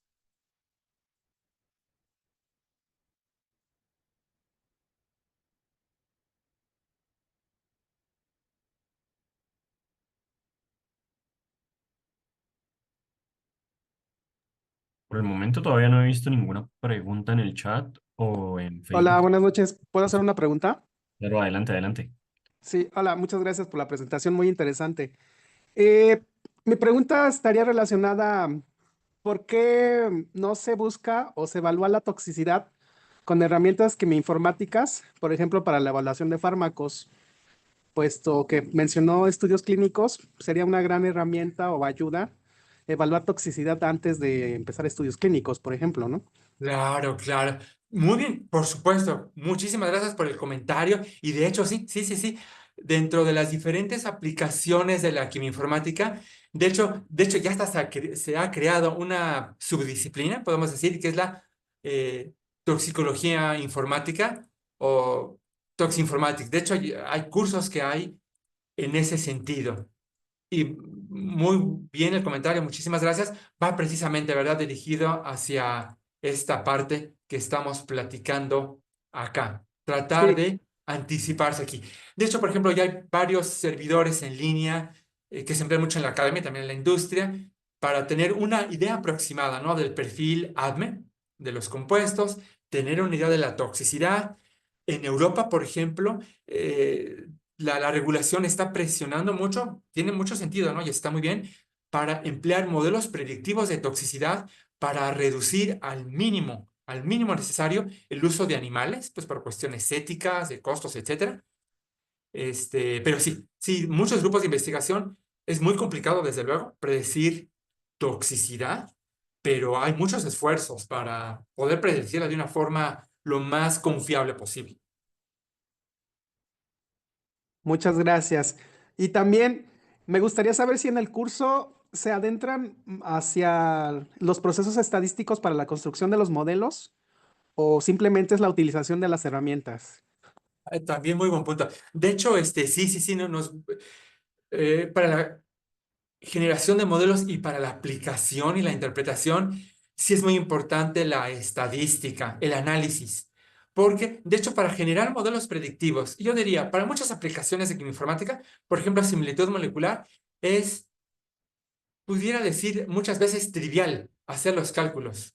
Hay varios servidores donde de una forma muy fácil podemos hacer cálculos, pero como hace muy bien usted la reflexión es cómo podemos confiar en esos modelos o concretamente cómo podemos confiar en las predicciones. Entonces, sí se va a hacer énfasis en métricas y que hay que poner especial atención para decir si el modelo realmente es útil o no, o con qué incertidumbre lo podemos utilizar, ¿no? Así Muchísimas es. gracias. Excelente ponencia. Muchísimas gracias, al contrario. Muchas gracias por la pregunta y por la respuesta también, doctor José Luis. Tenemos una pregunta en el chat de Eric que nos dice cuál es la diferencia entre el TSNI y el PCA y otras representaciones del espacio químico. Bien, estas representaciones, vamos a decirlo, uno, son representaciones, más bien, son métodos matemáticos, métodos matemáticos que se emplean para reducir dimensiones. Y como ustedes seguramente saben, por ejemplo, PCA se emplea en muchos ámbitos, en bioquímica, dinámica molecular, en estudios sociales, etcétera, etcétera. Simplemente todos estos métodos nos permiten de pasar de 4 o 5 miles de columnas a 2 o 3 columnas que podamos visualizar. La diferencia es en el método matemático para hacer esa reducción de variables. Por ejemplo, PSA hace una combinación lineal de los descriptores. Y bueno, vamos a ver, o bueno, se menciona que para poder hacer esa combinación lineal, primero hay que escalar a esos descriptores. Ahí estamos asumiendo que la relación que hay entre los descriptores es lineal, pero no necesariamente. Los descriptores pueden tener relaciones no lineales. Entonces, por eso también se emplean otros métodos donde finalmente se tienen que hacer combinaciones de los descriptores, pero de una forma no lineal. Y de ahí derivan muchos otros métodos de visualización de datos. También desde el punto de vista práctico, muchas veces, bueno, uno es depende del tipo de datos que tengamos y generalmente hay que aplicar varios métodos de visualización. Y otro aspecto práctico es la cantidad de datos que tenemos. Hay métodos que van a ser más rápidos que otros. Bueno, es así como de una forma muy breve, o en inglés en un nutshell, la respuesta. Espero poder haber atendido a la pregunta. Muchas gracias, doctor. Una pregunta por acá de Omar Morales es, ¿cuáles son los conocimientos deseables para trabajar con usted Ok, bueno, como vamos a ver. estudiante de doctorado? Ok, bueno, perfecto. Bueno, antes que nada, pues gracias por la consideración. Muchas gracias por el interés, ¿verdad? De trabajar en DIFAKIM. Y es básico, es muy deseable tener conocimientos de química orgánica. No implica, por ejemplo, alguien, por ejemplo, que estudie la carrera de física. Bueno, obviamente, con mucho gusto, ¿no? Puede trabajar y está súper bien, pero bueno, finalmente vamos a querer siempre poder interpretar nuestros datos en un sentido químico. Entonces, es deseable. En el grupo, ya particularmente hablando, trabajamos con compuestos bioactivos, mucho pues de interés terapéutico. Entonces es deseable, pero no indispensable, tener conocimientos, por ejemplo, de farmacología básica o de química farmacéutica, un curso introductorio, ¿no? De diseño de fármacos. Nuevamente, deseable, pero no indispensable. Otro aspecto deseable, pero no indispensable, tener conocimientos de manejo de datos. Si se sabe programación, aunque sea muy básico, cualquier lenguaje está muy bien. Algún manejo de algún paquete computacional, hagamos como de la secuencia lógica que luego estos siguen, también es, obviamente, pues va a permitir que se adentren mucho más rápido, pero no necesariamente. Por ejemplo, mencioné una de las aplicaciones, la aplicación de Puma. Es como una anécdota que me gusta contar, porque en esta aplicación de Puma, la estudiante que la desarrolló en 2017 se fue a una tesis de licenciatura, la maestra Mariana González, y cuando se unió a nuestro grupo, sabía de cómputo cero, sabía de quimioinformática cero. Y en una licenciatura, de hecho, ella hizo dos, 2 servidores web.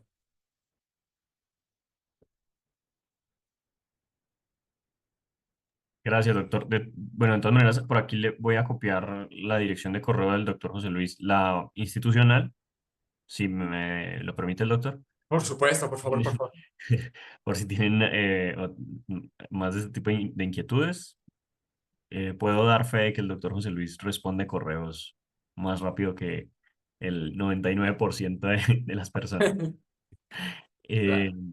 bueno, también voy a copiarles por aquí el enlace al curso de quimioinformática que ofrece Farbiois, por si, por supuesto, esperemos que estén interesados pues, en profundizar mucho más en estos temas, también por su cuenta. Quiero decir, la verdad es que la quimioinformática también pues, es una herramienta desde la que podemos trabajar para diferentes áreas de la química. Eh, bueno, pues yo creo que es muy útil para cualquier otra persona que quiera incluirla dentro de sus investigaciones. Por aquí tenemos otra pregunta en el chat y es ¿qué criterios se debe tener en cuenta para generar un espacio químico que sí sea representativo del conjunto de datos? Muy bien, perfecto. Muchas gracias por la pregunta. Bien, el principal criterio puede ser un poquito la respuesta general, pero es importante que la menciones el objetivo del estudio. ¿Qué queremos hacer con los datos o qué es lo que queremos analizar? Por ejemplo, si estamos pensando, vamos a hablar de diseño de fármacos y nuestro objetivo es comparar la biodisponibilidad, entonces nuestros descriptores deben estar asociados con biodisponibilidad. Puede ser otro caso, que nuestro estudio esté centrado en estudiar qué tan diferentes o qué tan similares son dos compuestos estructuralmente hablando, conectividad molecular, grupos funcionales. En ese sentido, nuestros descriptores van a estar más en el contexto de huellas digitales moleculares, fingerprints. O si nos interesa ver, por ejemplo, la estabilidad de los compuestos, bueno, pues, por ejemplo, tendríamos que calcular descriptores relacionados con la energía. Ahora, si los compuestos provienen de varias fuentes, bueno, de varias tesis, de varios artículos, de varias bases de datos que ya están publicadas, como nosotros no sabemos muchas veces el origen de esos compuestos, un principio básico es antes de hacer comparaciones de compuestos que vienen de fuentes diferentes, es estandarizarlos. Es decir, juntamos los compuestos y luego los curamos, se estandarizan para que después todos los descriptores se calculen a partir del mismo tipo de estructuras químicas de todas las moléculas estandarizadas. Entonces serían los dos factores importantes. Objetivos de mi estudio y luego curar los compuestos si los obtengo de varias fuentes de datos. De acuerdo con el doctor Secundo también. Vamos a ver, bueno, por aquí no, creo que no hay más preguntas. Doctor, nuevamente muchísimas gracias. Nuevamente, bueno, una pregunta.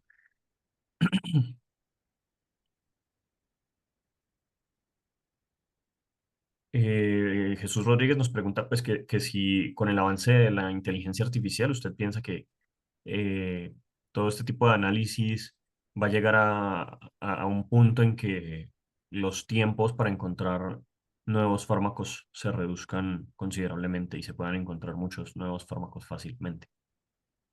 Muy bien.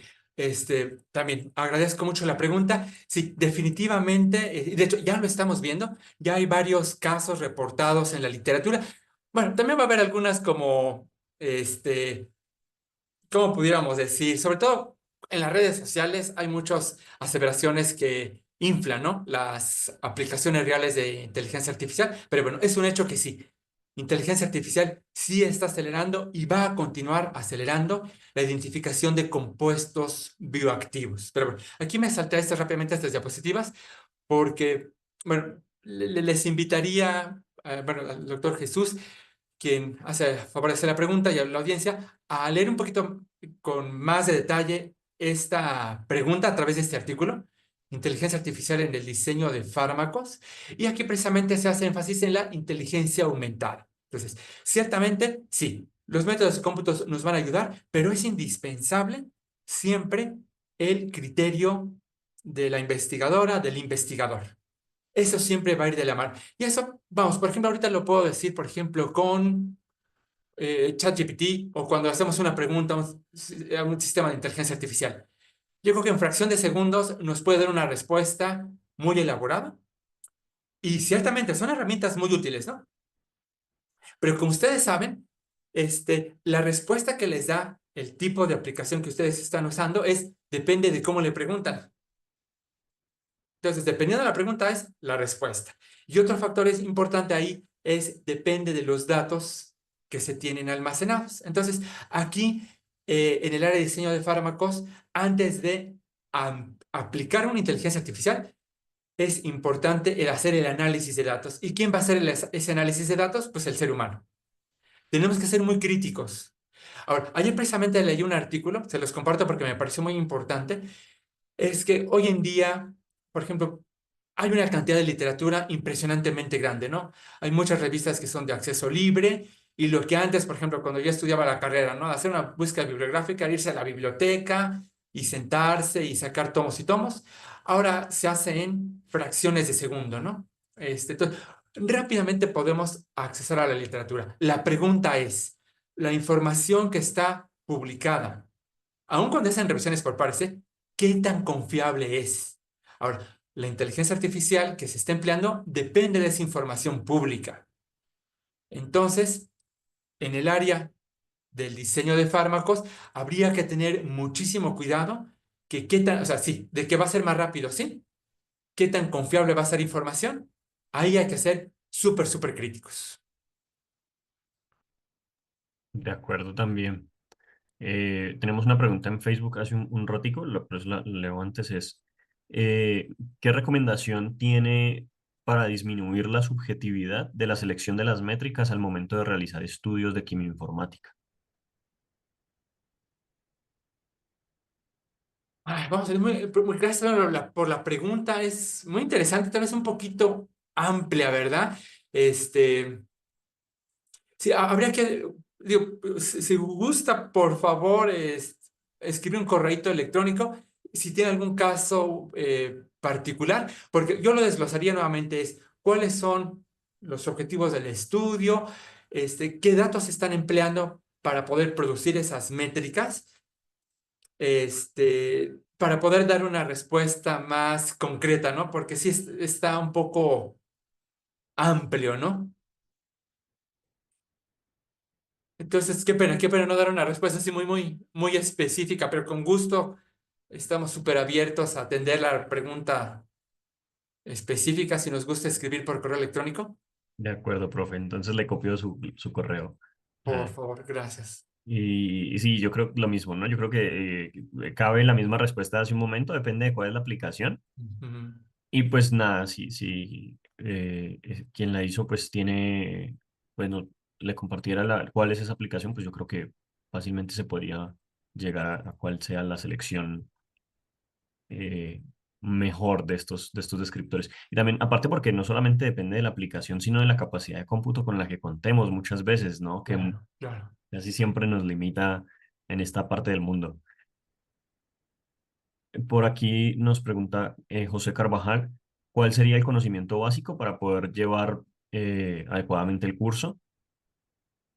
Bien. Es bastante recomendable, digo, no indispensable, pero sí es muy recomendable para que puedan obtener el mayor provecho, tener conocimientos básicos de programación en Python. O sea, el curso sí, como mencioné, abarca un módulo de introducción a Python, pero también, pues, como son bastantes temas, no se puede dedicar mucho tiempo en el curso a la introducción. Entonces, si antes del curso, que todavía hay varios días, este, pueden, por ejemplo, tomarse así como al menos un cursito intensivo de las bases de Python, les va a servir mucho. Ese sería un punto. También, bueno, ya que compartimos aquí la página del cuaderno electrónico, váyanlo consultando para que se familiaricen cómo está estructurado. De hecho, este manual, este cuaderno electrónico, está diseñado para que la persona que lo utilice sea autodidacta. Obviamente, pues te dan estos cursos para dar un acompañamiento, pero el maestro Juan y todos los que participaron invirtieron bastante tiempo precisamente para tratar de escribirlo de una forma que creemos que sea lo más independiente posible. Entonces también les va a servir para introducirse al tema y desde luego si tienen una retroalimentación, decir, a ver, esta sección a mí no me quedó muy claro, por favor díganos para aclararlo. Sí, es cierto. Y consulta que si es posible el desarrollo de un proyecto pues particular durante el desarrollo del curso. Sí, para ser así muy honesto, o sea, el curso va a estar enfocado en utilizar casos de estudio básicamente ya resueltos para poder ir analizando los resultados, dar retroalimentación. Esto pues finalmente va a tener un tiempo relativamente acotado, pero con mucho gusto, si ustedes tienen un proyecto en mente que quieran desarrollar a la par, podemos dar como tutorías o asesorías o podemos hacer sesiones alternas para darle un seguimiento concreto. Y esto es porque a veces si se discute durante el curso como tal y si tenemos varios de ustedes tienen proyectos diferentes, entonces honestamente a veces se va mucho tiempo en una sesión en analizar un caso de estudio particular que tal vez no va a ser de la aplicación de todos los asistentes. Y de acuerdo en lo que menciona, doctor, también mencionarles que, bueno, por esta vez, por primera vez, las sesiones van a quedar grabadas y pues quienes asistan al curso van a tener acceso a las sesiones durante un año, por lo que pues en caso de que requieran revisar una sesión para algo que les quede más claro, seguir más un paso a paso más detenidamente con sus propios casos de estudio, pues seguramente que van a tener esa oportunidad. Por lo que pienso yo que la metodología se va a prestar muchísimo para esto precisamente, ¿no? Para que cada quien se apropie de estas técnicas, de las herramientas que se les van a ofrecer y puedan incorporarlas en sus propias protocolos de investigación. Así es, sí, sí, muchas gracias por el énfasis. Claro.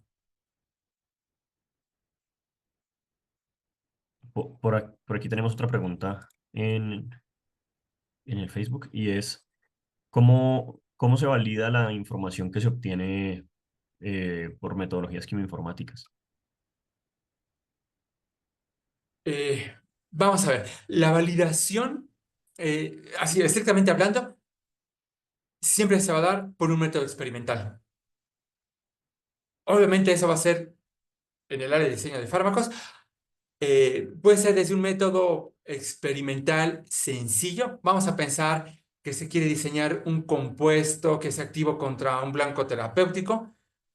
Muchas veces el estudio quimioinformático está enfocado en estudiar la actividad que va a tener contra ese blanco terapéutico aislado. Entonces, la prueba, la validación experimental que soporta ese análisis quimioinformático, pues es la prueba con ese sistema enzimático también aislado. Ok. Si se emplea en otras áreas fuera del diseño de fármacos, pues va a ser de la aplicación química, un área de alimentos, analítica, materiales, la que corresponda. Ahora, dentro de la química informática, como tal, hablando de únicamente métodos de cómputo, estrictamente hablando, un método computacional, no nada más de química informática, un método computacional no valida a otro método computacional, porque todos son modelos. Como hay un principio muy general que dice, ¿no? Dice, no importa qué tan preciso, qué tan bueno sea tu modelo, siempre va a ser un modelo. Entonces, por ende, un modelo no puede validar a otro modelo. Lo que sí es que puede apoyar. Y lo que mencionaba ahorita también durante esta sesión, es muy común emplear varios métodos, varios criterios, utilizar métodos consenso, porque finalmente nuestra aplicación, nuestra hipótesis quimioinformática va a ser mucho más robusta. Hay veces, por ejemplo, cuando se hace cribado virtual por similitud molecular, empleando química informática, se hacen validaciones de estos protocolos. Estas validaciones siempre van a depender de información experimental ya publicada. No necesariamente que la hayamos generado en nuestro grupo, que la podemos accesar en una base de datos, pues, bueno, muchas veces pública o en un artículo, pero siempre utilizando datos experimentales. Aquí también aprovecho para un desahogo que tengo. Cuando hablamos de métodos experimentales, muchas veces a veces se piensa que el cómputo es la hipótesis y que el experimento es la verdad absoluta.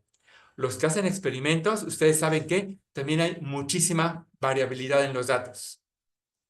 Y hay variaciones, a veces en el mismo grupo, a veces en la misma persona que lo está haciendo, o a veces el mismo ensayo que está reportado en países diferentes, a veces da resultados súper diferentes. Entonces, cuando hablamos también de la validación experimental, hay que ser muy críticos de qué experimento estamos haciendo y qué tan contundente va a ser nuestra conclusión de si esa validación realmente es absoluta o simplemente el dato experimental también nos da un buen indicio de que nuestro método quimioinformático es robusto. A ver, espero también haber podido atender esa pregunta. Por aquí también hay otro par de preguntas. Eh, en su experiencia, ¿tiene alguna sugerencia de moléculas interesantes para desarrollo de medicamentos a futuro?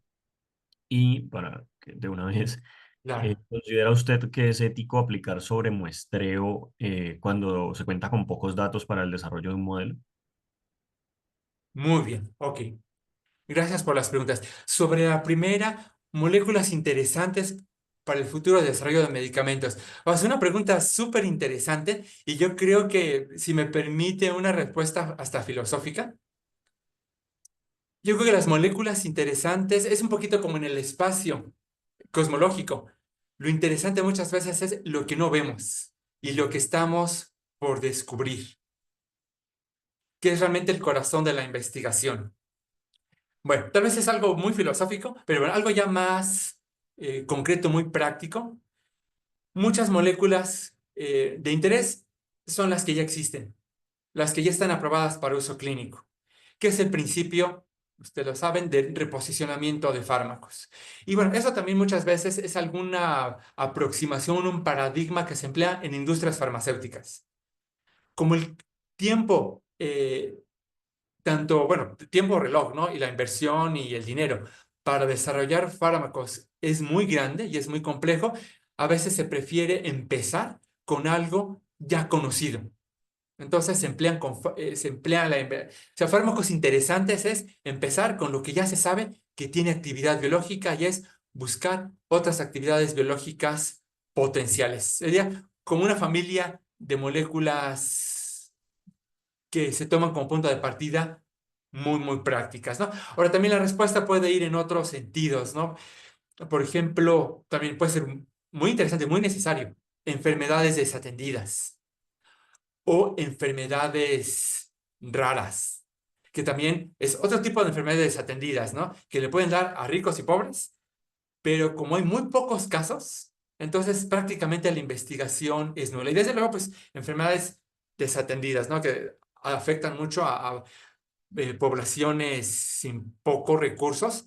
Ahí también sería, éticamente hablando, digamos, área muy interesante para el desarrollo de medicamentos. Ahora, sobre la siguiente pregunta, si es éticamente aplicar el sobremuestreo cuando hay pocos datos. Tal vez ahí, bueno, en mi opinión personal, bueno, gracias por la pregunta. En mi opinión personal, la palabra éticamente puede sonar un poquito fuerte, porque muchas veces en Machine Learning se emplean eh, los datos que hay. Y esa también es otra reflexión importante que les quiero enfatizar aquí en esta sesión. Siempre les recomiendo empezar un proyecto con un problema, no con una técnica. A veces, y por ahí he escuchado algunos comentarios, tal vez a veces de colaboradores, es decir, a ver, a mí me interesa utilizar Machine Learning para resolver este problema. Y entonces empiezan a proyectar el proyecto en base al método de Machine Learning, cuando realmente el proyecto debe enfocarse en qué se quiere obtener, no qué método quieren utilizar, y después hacer el análisis si realmente podemos utilizar Machine Learning. Entonces, si hay pocos datos, ya sea de alguna clase o de cualquier casa o cualquier clase, o los datos que hay no son confiables, puede haber muchos datos, ¿no? Pero son poco confiables, entonces ahí lo conveniente es no utilizar Machine Learning. Digo, no tanto que sea ético o no, yo diría científicamente hablando, no es conveniente utilizarlo, porque lo pueden utilizar, pero no les va a dar un resultado confiable. Podemos analizarlo, o sea, si lo queremos ver una respuesta gráfica, veamos la pirámide del conocimiento. Aquí la tenemos, ¿no? La base de todo esto, la base de Machine Learning y la base de quimioinformática son los datos. Entonces, la información que obtengamos y el conocimiento que queremos generar dependen de estos datos. Ahora, vamos a suponer que se va a utilizar Machine Learning y que por el caso de estudio no hay datos suficientes o las clases no están balanceadas. Se puede utilizar. Nada más hay que tener mucho cuidado cómo vamos a hacer la interpretación de los modelos. Y qué bueno, muchas gracias al maestro Juan que hizo este comentario, es utilizar datos experimentales en retrospectiva para ver si esos modelos de Machine Learning que yo empleé con un sobremuestreo realmente me están dando información útil o no. Eso realmente va a ser muchas veces también como se dice el termómetro o la batuta, si realmente los modelos que estamos proponiendo nos van a guiar en encontrar las clases que queremos, compuestos activos o no activos, o la clase, el problema específico que estén utilizando, ¿no? De acuerdo, de acuerdo. Yo creo que mm, la cuestión de sobremuestrear, por ejemplo, en este caso, lo que haría es incluso reducir el espacio de lo que conoceríamos como activo o inactivo en el caso de que fuera la otra clase.